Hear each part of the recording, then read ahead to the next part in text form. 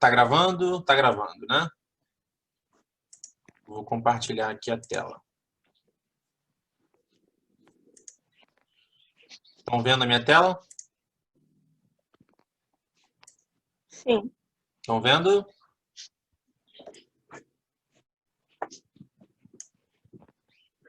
Vocês veem as carinhas do Zoom aqui também? Vocês estão vendo só a tela do PowerPoint? Os dois. Vocês estão vendo eu mexendo aqui para cima e para baixo? Sim.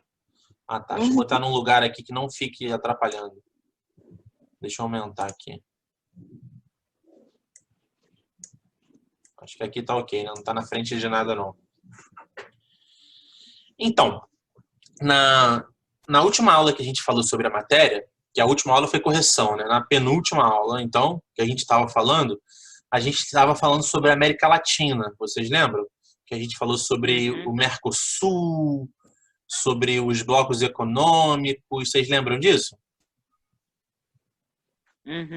Beleza. Hoje, a gente vai começar a falar sobre as nações... Oi. Eu vou rapidinho ali, eu acho que eu tenho que tomar remédio, tá? Beleza. É rapidinho. Show. Hoje, a gente vai começar a falar... A nossa aula ela vai até 11h30, não é isso? Aí depois tem um intervalo, não é isso? Isso, 11h30, aí eu entro no 9º ano e depois a gente volta para cá. Beleza. Hoje a gente vai começar a falar... Ih, chegou alguém novo aí, né? Nicole. Oi, Nicole, tudo bom? Oi, tio. Prazer conhecê-la virtualmente. Prazer. Hoje a gente vai começar a falar sobre as nações emergentes da América Latina. Vocês sabem o que são nações emergentes? Você explicou, eu acho. Expliquei. Vocês lembram? Se não Vou pegar minha lembrar, vida rapidinho. se não lembrar, não tem problema. Eu explico de novo. As nações, a gente classifica, né? Tem uma classificação de nações desenvolvidas, nações subdesenvolvidas e nações emergentes, né? Isso num critério econômico. Ou seja, tem as nações que estão subdesenvolvidas e tem as nações que estão em desenvolvimento, ou seja, elas estão emergindo. Então, a gente chama de nações emergentes essas nações que estão saindo do estado de subdesenvolvimento e indo para o estágio de desenvolvimento. No meio do caminho, elas se chamam de emergentes ou em desenvolvimento. Beleza? Alguma dúvida? Tá claro? Claro. Show! Tá claro. Então, a gente vai começar a estudar as nações emergentes da América Latina. Vocês acham que nós, do Brasil, que a nação, que o país Brasil, está incluído dentro dessas nações emergentes da América Latina? Acho que sim.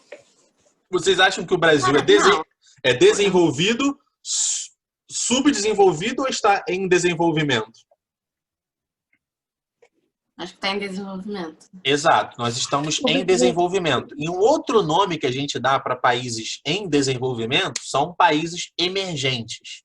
Beleza? A palavra emergente vem de emergir.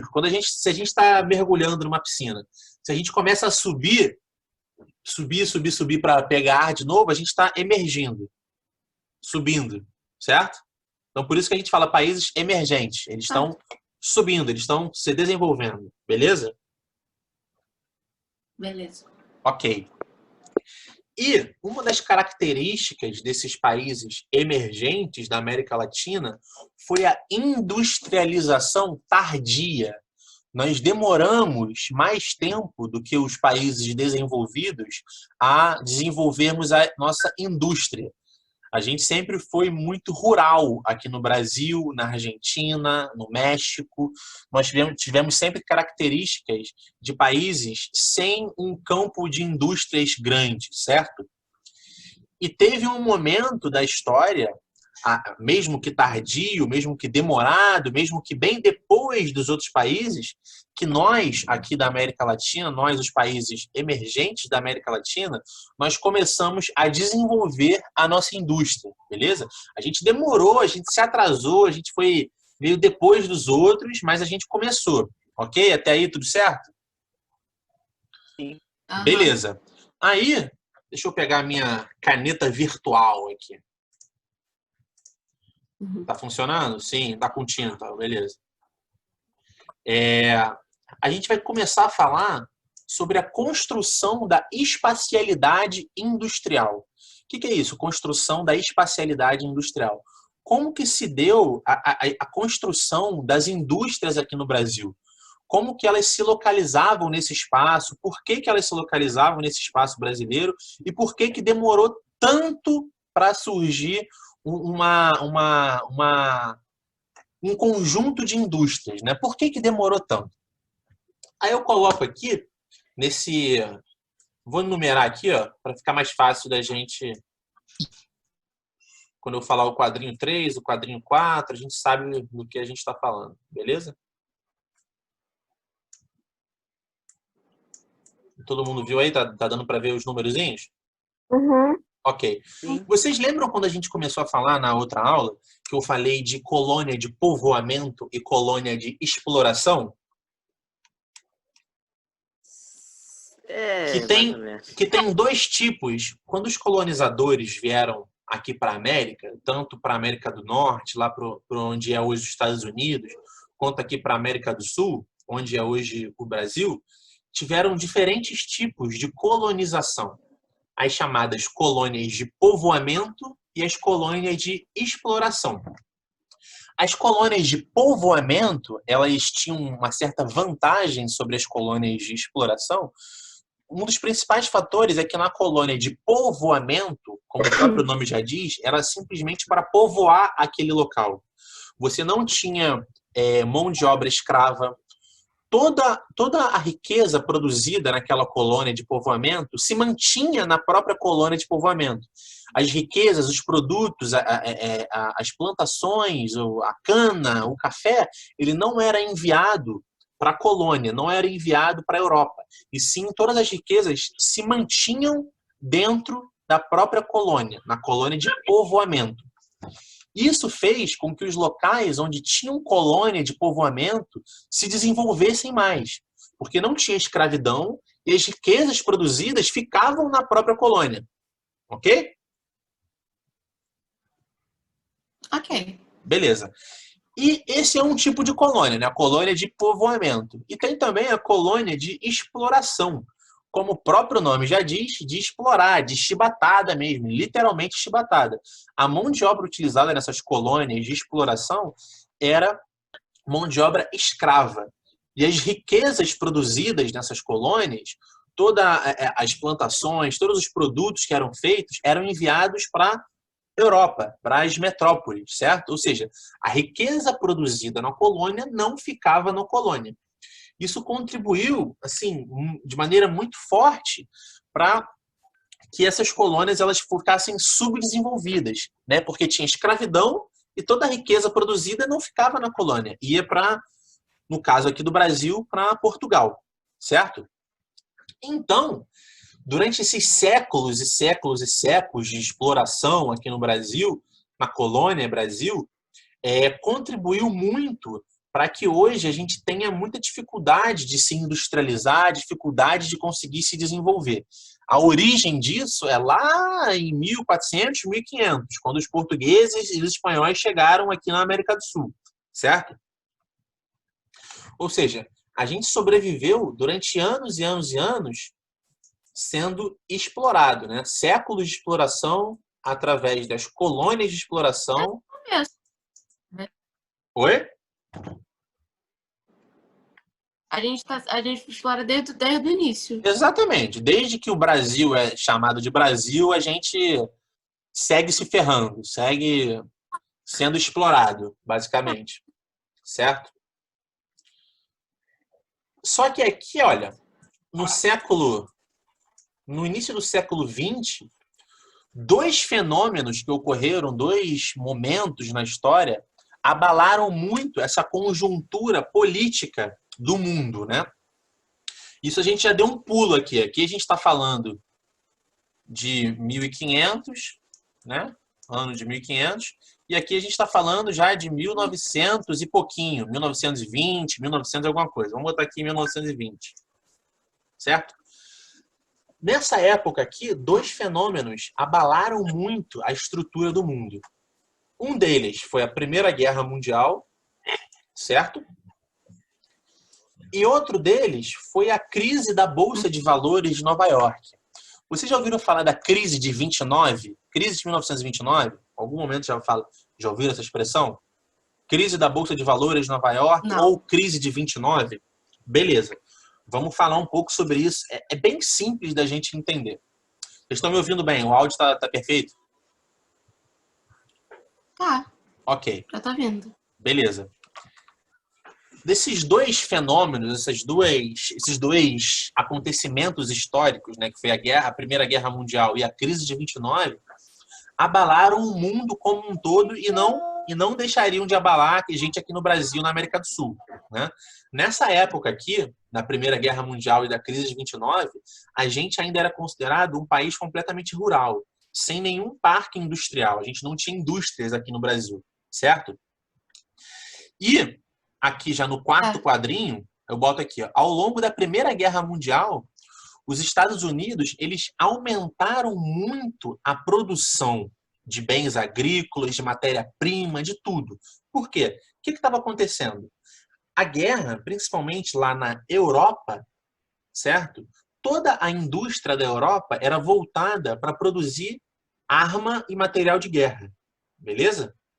Todo o resto, a produção de alimentos, produção de carro, todo o resto que não fosse para a guerra, eles não estavam fazendo. Aí os Estados Unidos, muito malandro, falou, pô, deixa comigo. Já que vocês não podem fazer isso, eu fabrico tudo aqui para vocês. Aí os Estados Unidos começou a investir fortemente na indústria. Investiu muito absurdamente para conseguir suprir aquela demanda que a Europa não estava conseguindo por conta da guerra. Beleza? Só que tem um grande problema, né? Não, antes do problema, vamos aqui para o quadrinho 5, esse quadrinho preto. Com essa alta produção, com a indústria nos Estados Unidos fervilhando, com aquela sensação de caramba, a gente está rico, a gente está produzindo aqui para a Europa, a gente está ganhando muito dinheiro, a gente está vendendo para a Europa, a gente está emprestando dinheiro para a Europa. Muitas pessoas, cidadãos comuns como nós, começaram a investir na Bolsa de Valores. Investir nessas indústrias, investir nessas fábricas, certo? Eu pegava o meu dinheiro e investia nessas fábricas. Porque, caramba, eu percebia que as fábricas estavam aumentando todos os dias, as indústrias estavam aumentando todos os dias, e eu pensei, poxa, se eu investir nessa indústria, eu vou ter um retorno financeiro também, né? Investir na Bolsa de Valores para conseguir ter um retorno financeiro. Beleza?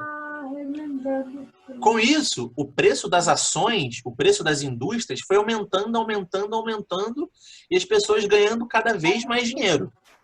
Só que teve um grande problema, um problema entre aspas, né? A guerra acabou. A guerra acabou. E aí?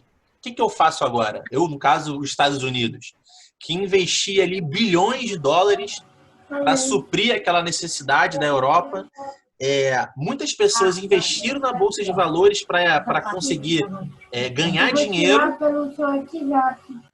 Tem alguém aí que está falando e está atrapalhando. Quem é? Mas aí o seu negócio tá ruim, mãe.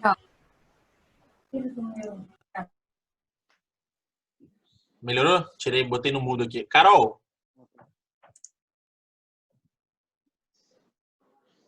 Tira o seu do mudo, que eu coloquei você no mudo, que tava uma barulheira danada aí. Desculpa, tio. Sem problema, querida. Voltando. Aí, porra, os Estados Unidos ali de olho brilhando com a guerra, né? Os Estados Unidos, ele tava feliz da vida com o sangue rolando, porque ele tava conseguindo ganhar muito dinheiro. Porque ele estava vendendo produto para a Europa, ele estava emprestando dinheiro para a Europa, todos os cidadãos americanos estavam investindo nas indústrias americanas, só que teve um grande problema. A guerra acabou. Quando a guerra acabou, vamos olhar aqui o quadrinho 6, o amarelo. Terminado o conflito, os estadunidenses emprestaram capital para a reconstrução da Europa.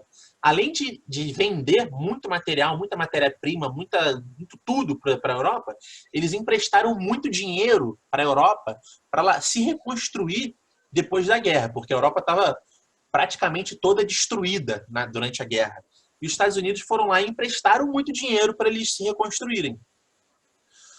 Aí, depois deles se reconstruírem, depois da Europa estar toda bonitinha, eles falaram, pô, galera, olha só, muito obrigado aí por terem emprestado dinheiro, mas eu não vou pagar ninguém não, tá? Vocês que deem um jeito de vocês, porque agora que a gente se reconstruiu, eu consigo aqui ter as minhas indústrias, eu consigo produzir tudo aqui dentro do meu continente europeu e tchau e benção. Não vou pagar dívida, não vou pagar nada. Você que construiu aí um monte de indústria, você que construiu um monte de fábrica para investir aqui, dá teu jeito. Não preciso mais de você. E aí? Como é que fica? Os Estados Unidos tinham investido bilhões em fábricas, bilhões em indústrias, as pessoas tinham investido na Bolsa de Valores, o preço estava tudo nas alturas. E agora? O que os Estados Unidos vai fazer com essa quantidade imensa de indústria, de fábrica? Sim, vamos supor que eles tinham 10 pessoas para abastecer dentro dos Estados Unidos. Só que eles estavam com material de fábrica para suprir a necessidade de 50 mil pessoas, não de 10. Ou seja, sobrou muita coisa. Estava sobrando material, sobrando indústria, sobrando tudo. O que acontece quando a gente tem muito material sobrando? O preço vai para onde? Sobe ou desce? Abaixo. Desce absurdamente. Desce absurdamente. Se a gente quer comprar, sei lá, por que ouro é caro? Por que ouro é um negócio muito caro? Porque não se encontra, é muito fácil. Porque não se encontra, porque é raro de se encontrar. Por que, sei lá, mandioca é barato? Porque qualquer lugar que eu plante mandioca vai dar mandioca. Ou seja, quanto mais produto eu tenho, quanto mais oferta daquele produto eu tenho, mais barato ele fica. E nos Estados Unidos aconteceu exatamente isso. Nos Estados Unidos aconteceu exatamente isso. Eles estavam produzindo muito, muito, muito durante a guerra, mas eles tinham para quem vender, né? Na Europa estava comprando. Só que, em certo momento, a guerra acabou, a Europa conseguiu se reconstruir e ter as suas próprias indústrias, as suas próprias fábricas, e falou: Estados Unidos, muito obrigado aí pela ajuda, mas agora eu não preciso mais de você, não. Aí, meu irmão, aí ocorreu a chamada crise de 1929, a crise da Bolsa de Valores dos Estados Unidos, que era uma crise de superprodução. Eles tinham muito produto, eles tinham muitas fábricas, muitas indústrias, só que eles não tinham para quem vender. Aí, muita gente foi à falência, muitas fábricas foram à falência, muitas pessoas se mataram porque pegaram toda aquela grana que eles investiram na Bolsa de Valores e, do nada, aquele investimento de milhões não valia mais absolutamente nada, né? Porque, como eu falei, se tem muito produto, o produto desvaloriza. Então, antes não tinha muito produto, porque eles produziam e vendiam tudo. Vendiam. Aí tinha sempre pouco, aí o preço vai lá para cima. A partir do momento que tem muito produto, o preço desvaloriza. Aí gerou a grande crise de 1929. A crise de 1929, de uma maneira geral, para a gente entender, foi uma crise de superprodução. Tinha muita coisa para vender e pouca gente para comprar. Deu para entender de forma geral como é que foi a crise de 29? Então, resumindo, a Europa estava em guerra, Estados Unidos foi emprestando dinheiro para... Estados Unidos não, Nova York. Foi emprestando dinheiro para a Europa, a guerra acabou, eles foram lucrando, aí depois que eles não pagaram a dívida, aí eles tiveram que abaixar o preço das coisas e tal. É isso. Perfeitamente. Exatamente isso. Eles estavam produzindo muita coisa para suprir a demanda da Europa, aí do dia para a noite a guerra acabou, eles não tinham mais para quem vender aquilo. E ficaram lá com 1 bilhão de indústrias, 1 bilhão de fábricas, 1 bilhão de produtos, sem ter para quem vender. Aí o preço foi despencando, as pessoas foram falindo, as empresas foram falindo, as fábricas foram falindo, as indústrias foram falindo. Entendeu? Foi a grande crise de 1929. Certo? A crise da Bolsa de Valores de Nova York. Beleza?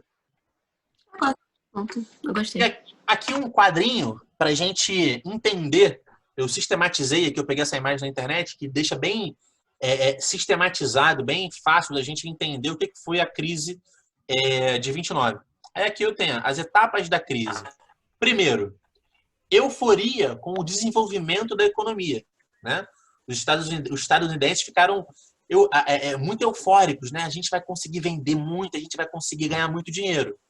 Aí fizeram o quê? Construíram fábricas e indústrias. Ampliação do crédito. O que é ampliação do crédito? Emprestavam muito dinheiro. Eles davam crédito para muitas pessoas. Tanto para cidadão americano quanto para a Europa. Eles estavam emprestando muito dinheiro. Certo? Aumento do consumo, né? Porque as pessoas estavam com muito dinheiro, elas estavam investindo, estavam com muita grana, estavam consumindo mais e mais. Beleza? Aí surgem novas empresas, novas indústrias, novas fábricas, aumentam a produção, aumentam os investimentos nas bolsas de valores. Certo? Só que a guerra acaba, né? A guerra acaba. Aí as mercadorias, todos aqueles produtos que estavam sendo produzidos, ficam estagnados, ficam parados. Não tem, olha só, tem uma crise de superprodução. Não tem para quem vender. E isso ocasiona o quê?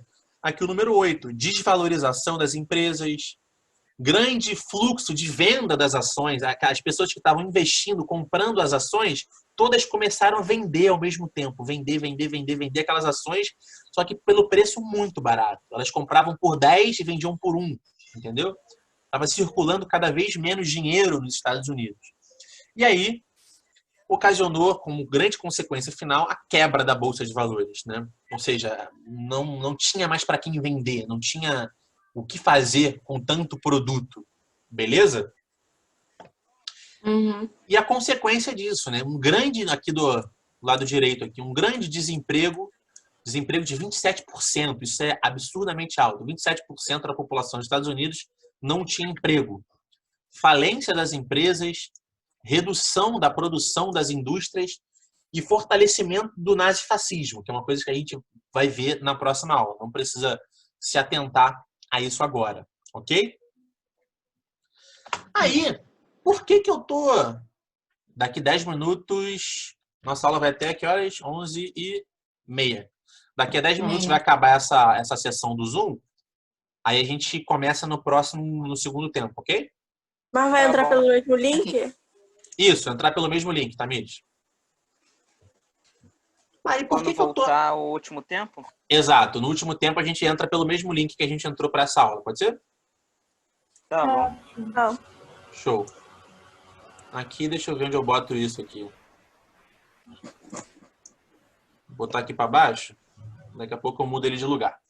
Mas por que eu tô falando? Caramba, eu tô falando de América Latina, de Brasil, de México. Por que eu tô falando da crise de 29 em Nova York, de Primeira Guerra Mundial, de Europa? Essa crise dos Estados Unidos, ela influenciou diretamente a América Latina. Diretamente. Porque, olha só, eu boto aqui, ó, muitos países foram diretamente afetados com a crise estadunidense. Aqui na América Latina, que a gente está estudando, olha só, o Brasil, o México e a Argentina, eles foram os principais afetados com a crise de 29, né, com essa queda da Bolsa de Valores de Nova York. Por quê? Foi você, Nicole, que perguntou, mas por quê? Não foi? É bem simples.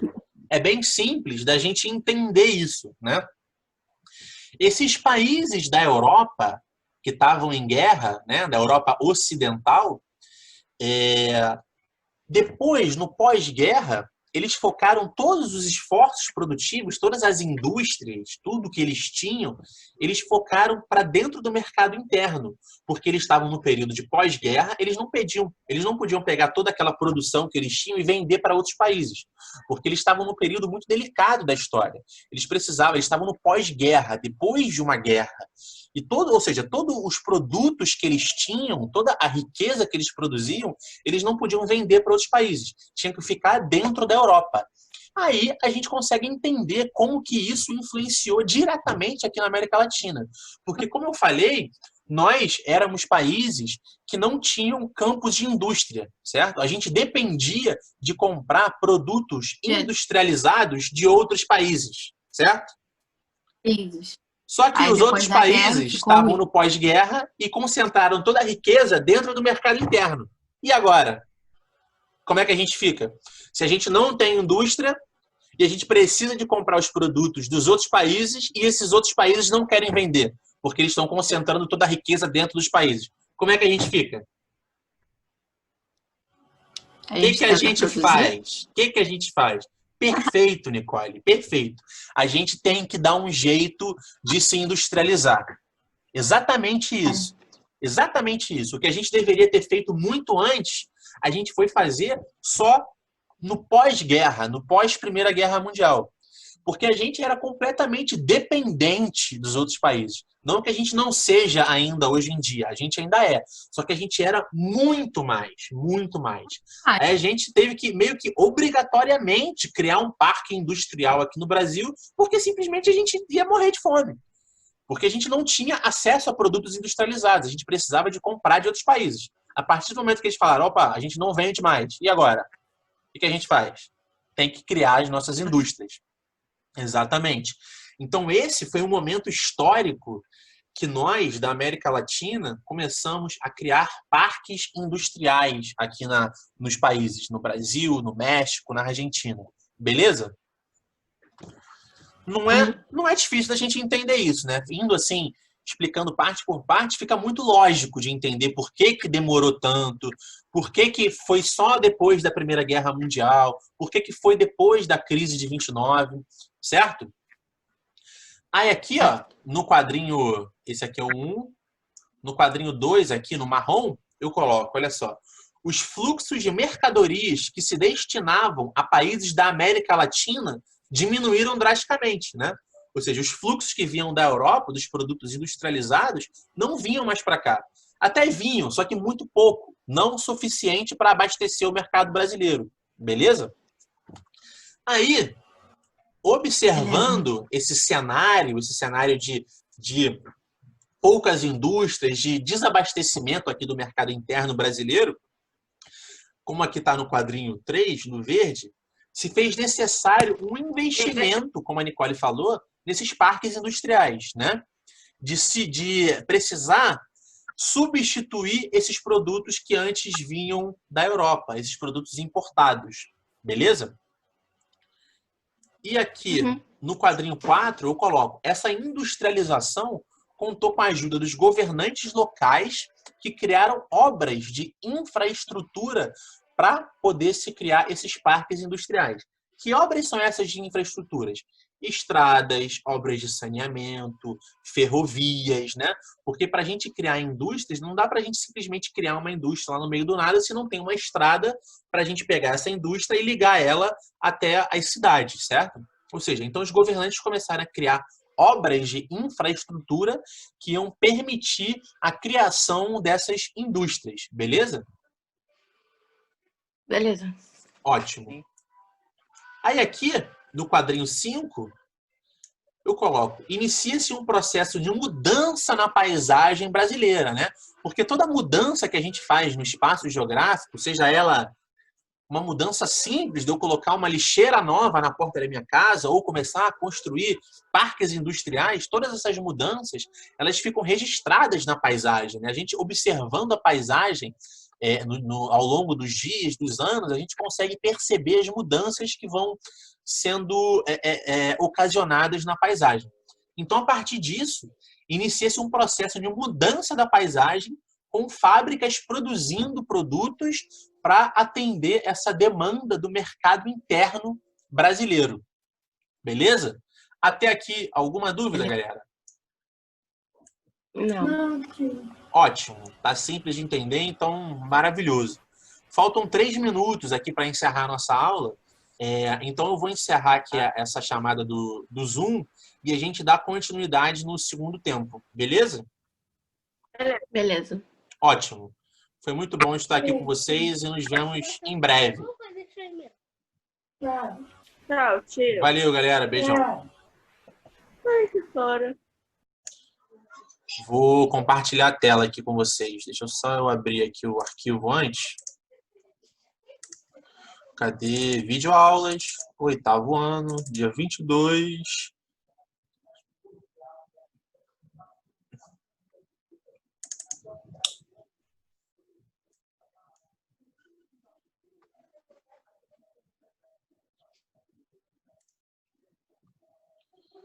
A gente estava falando sobre a crise de 29.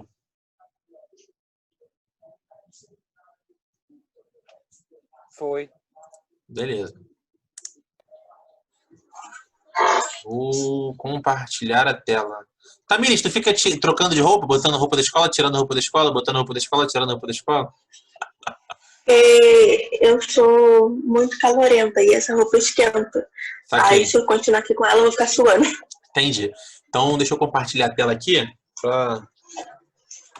Cadê? Share screen. Caiu a internet.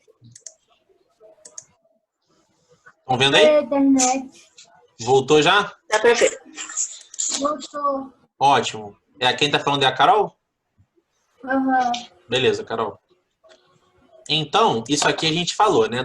As etapas da crise, as consequências da crise, beleza? Então, aí, de maneira resumida, vocês conseguem definir o que foi a crise de 29? Sim. Manda ver aí, que eu quero ver. Resumida. Da maneira que vocês quiserem. Explica aí rapidamente, cada um fala um pouquinho, ou se um quiser falar tudo, do jeito que vocês quiserem. O que foi a crise de 29?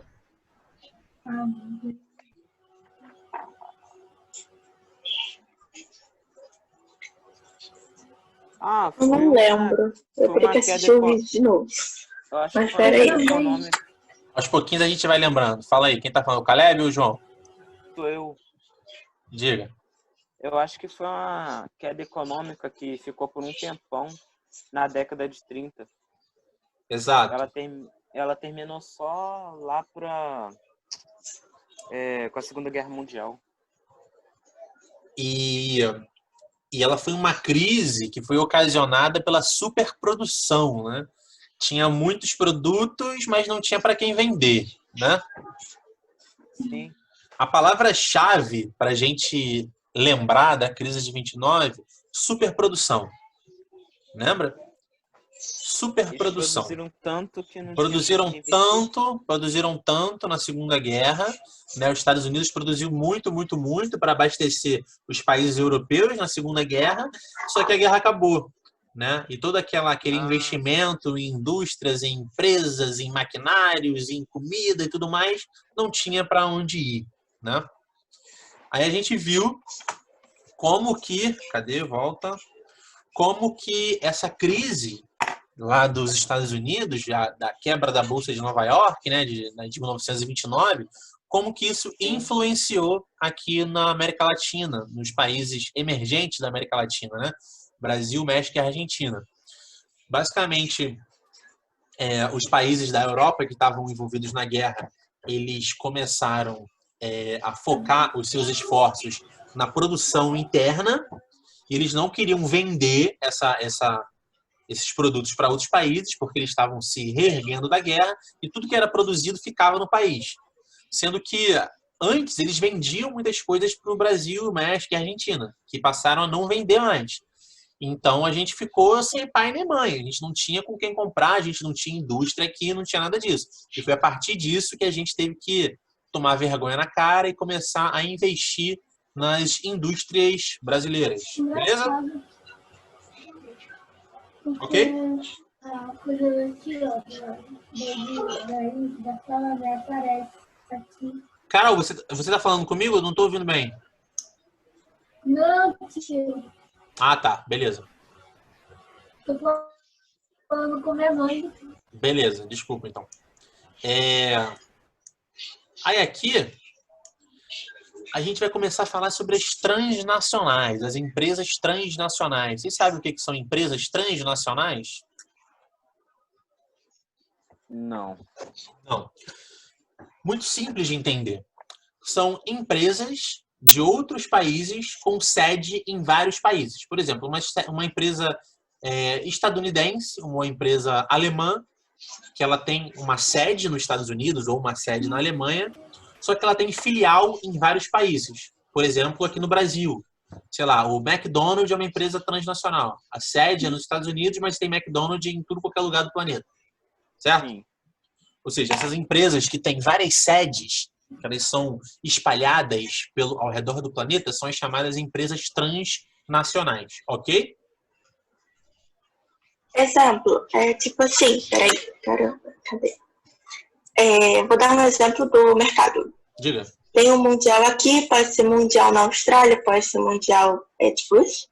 É tipo isso, só que o Mundial não é um exemplo, porque só tem Mundial aqui no Brasil. Mas se o Mundial fosse tivesse em outros lugares, sim. Não, tô dando só exemplo, mas... Perfeito, é exatamente isso, Tamires. Você entendeu perfeitamente. Continuando. Essas empresas transnacionais, elas se sentiram muito atraídas para elas virem para o Brasil nesse momento que o Brasil estava investindo na indústria brasileira, certo?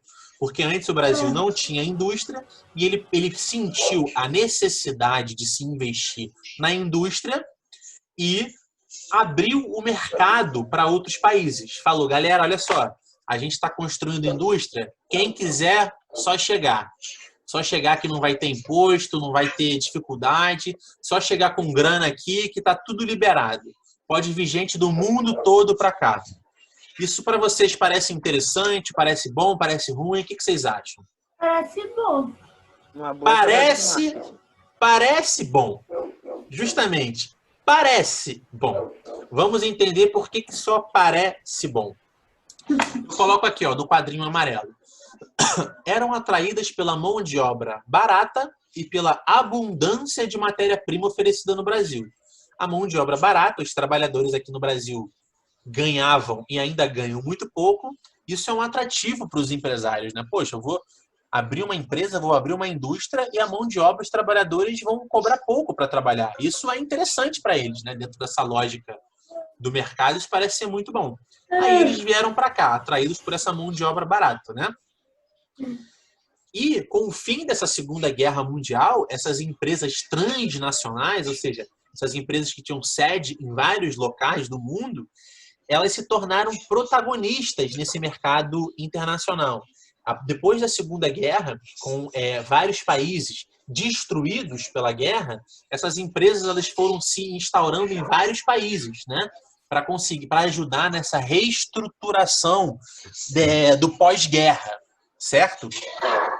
E várias empresas, tanto da Europa quanto dos Estados Unidos, vieram para esses países subdesenvolvidos, esses países emergentes, como é o caso do Brasil, como é o caso do México, como é o caso da Argentina, né?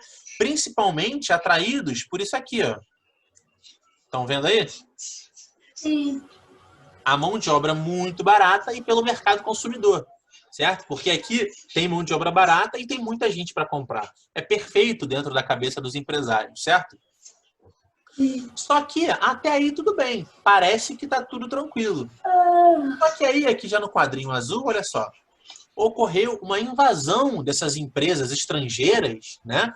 Que souberam, como o Caleb falou, fazer uma jogada de marketing para o povo brasileiro e para os governantes, falando que só tinham vantagens deles estarem aqui.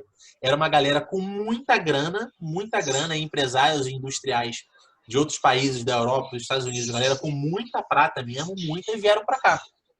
E começaram a construir aqui, a industrializar o Brasil. Só que isso tem um problema, né?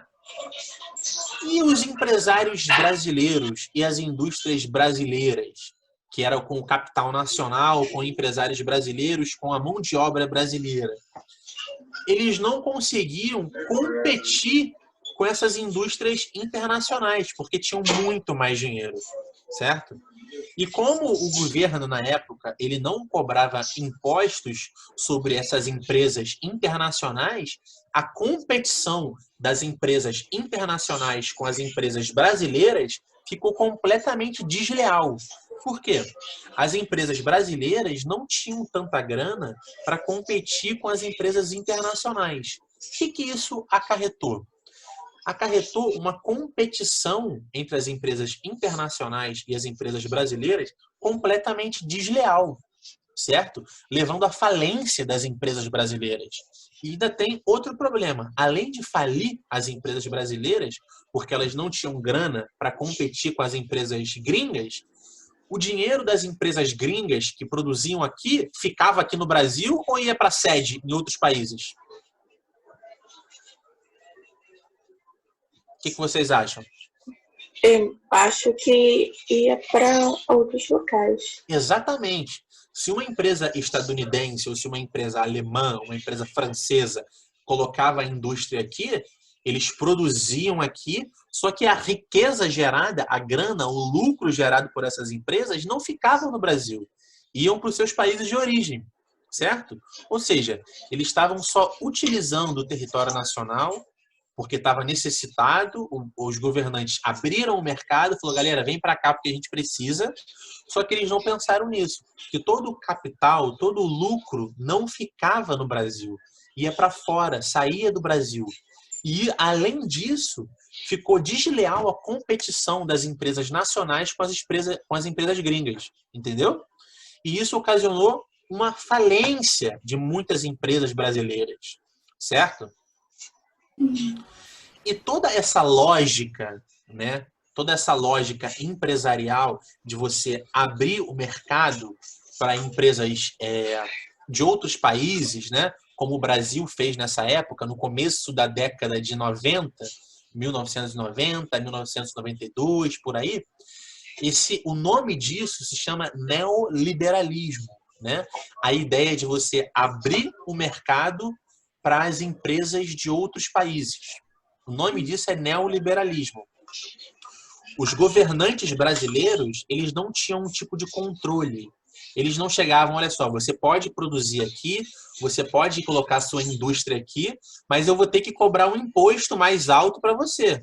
Porque se eu não cobro o imposto mais alto para você, as minhas indústrias brasileiras, os meus empresários brasileiros, não vão ter como competir. Certo? Se faz como eles fizeram, de pode vir quem quer, sem imposto, sem nada, acontece o quê? As empresas brasileiras que não têm tanta grana não conseguem competir com essas empresas internacionais. Por isso que tem que ter um controle do Estado e do governo para cobrar um imposto maior dessas empresas internacionais para fazer porque elas têm mais grana, elas têm dinheiro para pagar esse imposto, certo? E, através disso, consegue fazer com que a competição dentro do Brasil seja leal entre as empresas brasileiras e as empresas estrangeiras. Vocês concordam com isso? Que tem que ter um imposto, não tem? Como é que vocês acham? Eu concordo. Por quê? Porque é diferente dos outros. Não, me diz até que hora. Exato. Tá fingindo? Eu acho que Diga, Tamires. Você tá de cabeça para baixo, Tamires. Oxe, o que aconteceu? Pronto, agora tá de cabeça para cima. Ótimo. Eu tô muito de cabeça pra baixo. Continua. Deixa, não tem problema não. Pode falar. Esqueci que eu falo. Eu tava perguntando por que vocês acham que tem que ter o imposto nas empresas internacionais.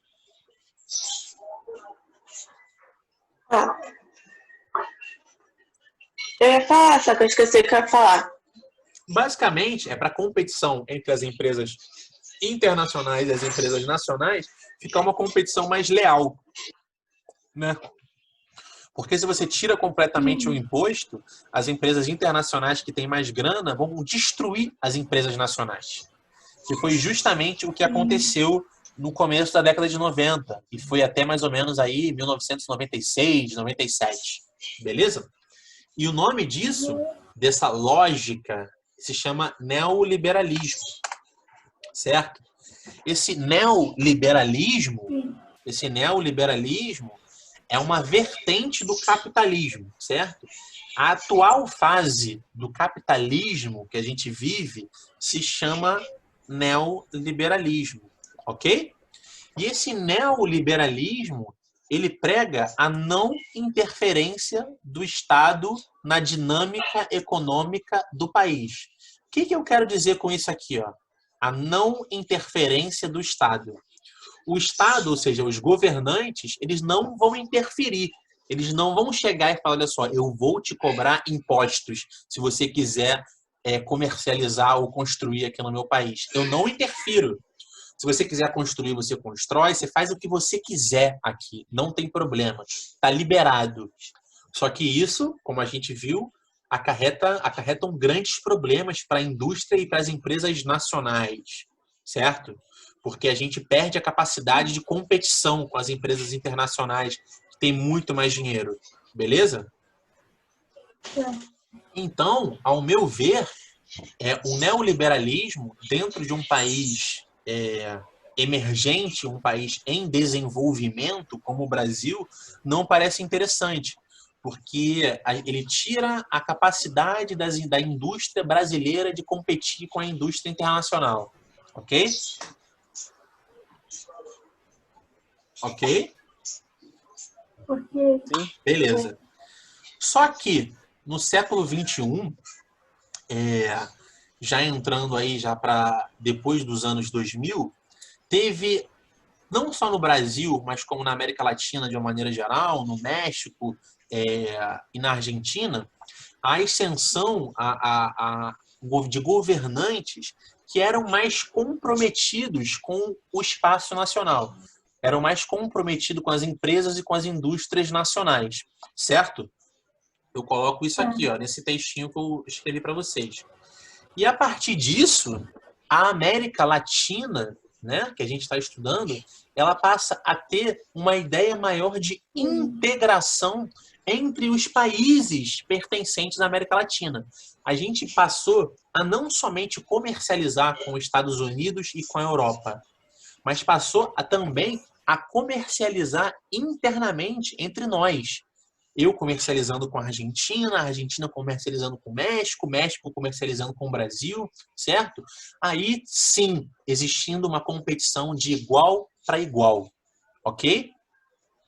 sim, E nessa época também, a partir dos anos 2000, o Brasil ele começou a realizar parcerias comerciais não somente com os Estados Unidos e Europa, mas ele começou a olhar para outros países também que seriam boas oportunidades de negócio, como foi o exemplo da Rússia, como foi o exemplo da Índia, como foi o exemplo da China e da África do Sul.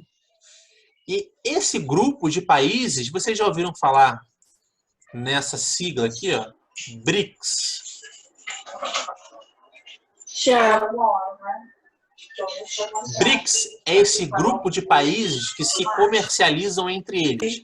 O B é de Brasil, o R é de Rússia, o I é de China, o I é de Índia, perdão, o C é de China e o S é de África do Sul. Só que o nome em inglês é South Africa, beleza?